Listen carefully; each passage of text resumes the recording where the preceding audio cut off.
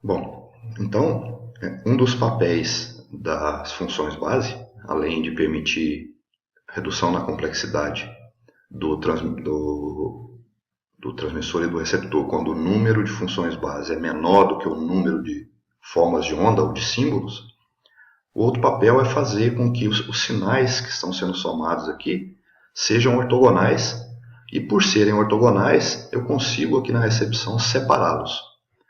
Para a gente verificar isso é bastante simples.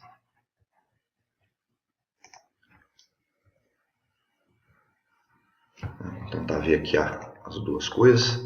No nosso caso, a gente tem apenas duas funções base. Então, o que a gente tem como sinal transmitido? SI1 vezes φ1 de t, mais SI2 vezes φ2 de t. Vamos supor que não tenha ruído no primeiro momento para a gente entender o que acontece. Lá no receptor eu recebo isso, correto? E vou fazer a multiplicação disso.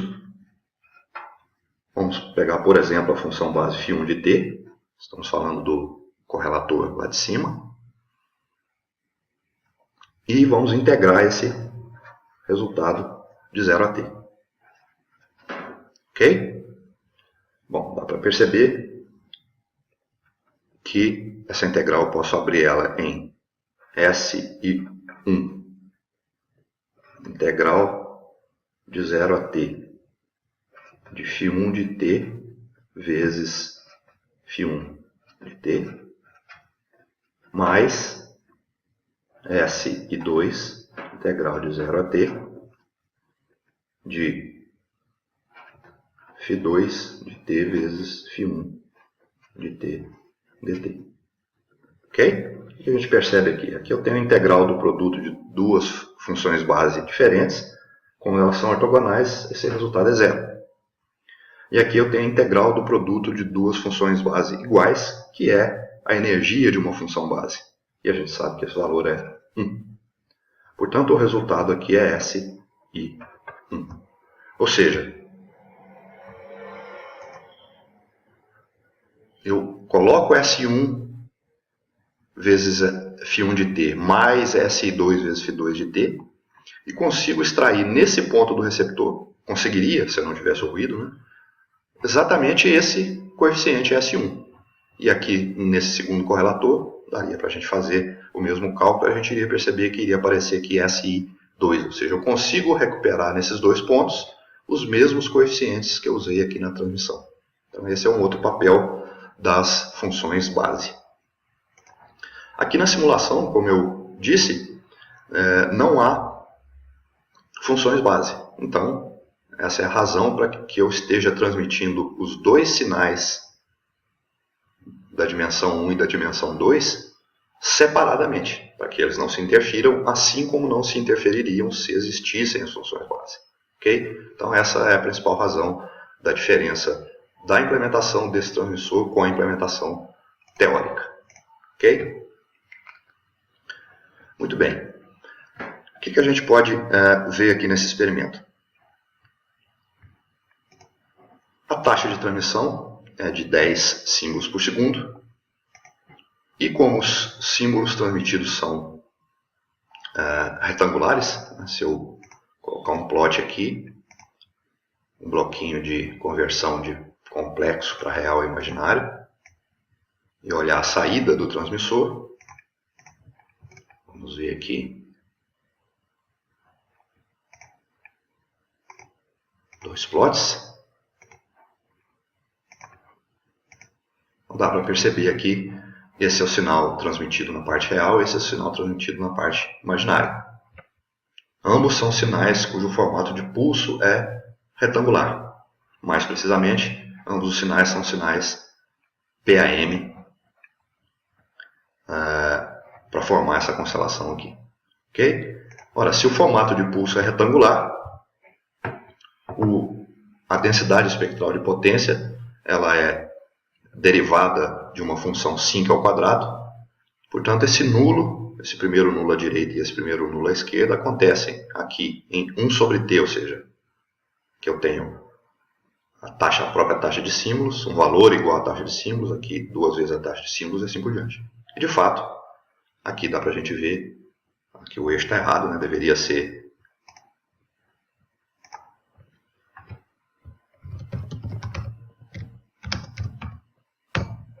isso, né? Densidade espectral de potência, obviamente, aqui é Hertz.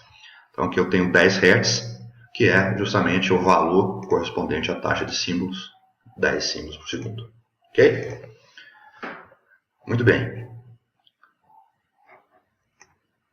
Qual a situação que a gente tem aqui? Percebam que a potência de transmissão é aproximadamente 4,8 watts.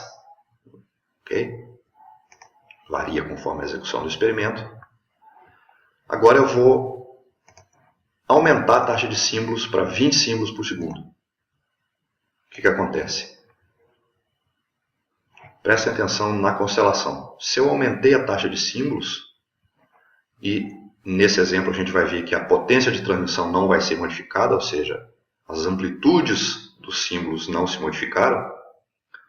Então, se eu mantenho as amplitudes e diminuo a duração, a energia média por símbolo cai. Então, percebam que esse valor vai ficar aproximadamente o mesmo. Esse valor vai cair pela metade.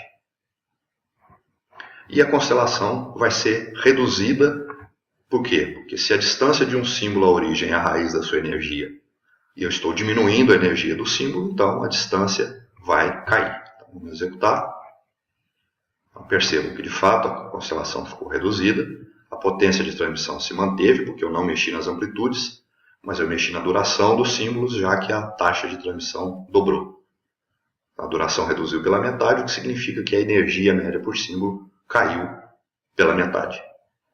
Okay? E qual é a consequência disso? A consequência é que aqui no ponto onde se faz a decodificação, as nuvens dos símbolos recebidos começam a ficar mais próximas.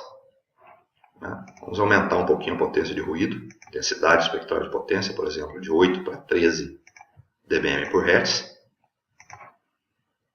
Olha, aqui esse aumento de densidade de potência de ruído aumentou as dispersões dos símbolos, ou seja, quem são essas dispersões? Por exemplo, essa nuvem corresponde às possíveis posições do vetor x quando eu transmito esse símbolo. Essa nuvem corresponde às possíveis posições do vetor x, do vetor recebido, se eu transmito esse símbolo. E assim por diante. Então dá para perceber que, por exemplo, aqui nessa região já há uma sobreposição dessas nuvens, e isso se reflete aqui na ocorrência, nessa simulação de 2 erros. Se eu executar outras vezes, esse número de erros pode variar, obviamente, já que é um fenômeno aleatório. Percebam que aqui na entrada do detetor a coisa está realmente feia, ou seja, não há como distinguir um símbolo do outro de forma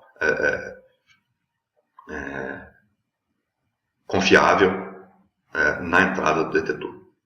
Okay? O que acontece se eu aumentar ainda mais a taxa de símbolos? Vamos para o limite aqui, 40 símbolos por segundo. Eu reduzi em 4 vezes a duração do símbolo. Aumentei em 4 vezes a taxa, reduzi em 4 vezes a duração em relação à configuração inicial de 10 símbolos por segundo. Então, o que vai acontecer? A constelação fica mais compacta ainda, os símbolos ficam mais próximos, né? Aí vem aquele conceito importante. As distâncias euclidianas entre os símbolos diminuíram. E esse é um forte indicador de que o desempenho do sistema vai ser pior. Em outras palavras, se eu quero que o desempenho melhore, eu tenho que aumentar as distâncias euclidianas entre os símbolos. Uma das formas de aumentar é aumentando a potência. Porque aumentando a potência eu aumento a energia. Outra forma de aumentar a distância entre os símbolos é, mantendo a potência, eu posso aumentar a energia, aumentando a duração dos símbolos. Como eu aumento a duração? Reduzindo a taxa de símbolos. Por isso que é mais fácil transmitir um sinal com taxas mais baixas. Símbolos maiores vão carregar maior energia e vão fazer com que essa constelação fique com distâncias euclidianas maiores.